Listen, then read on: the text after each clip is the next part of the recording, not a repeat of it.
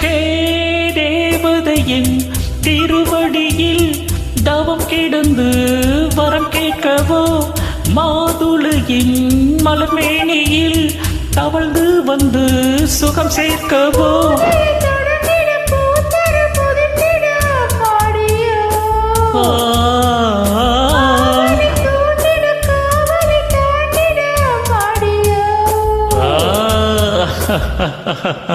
ரக்கல வேலையிலே ரசத்தி அடையிலே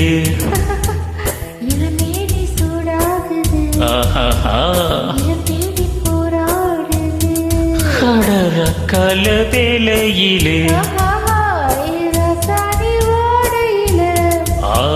என் மேனி சூடாகுது.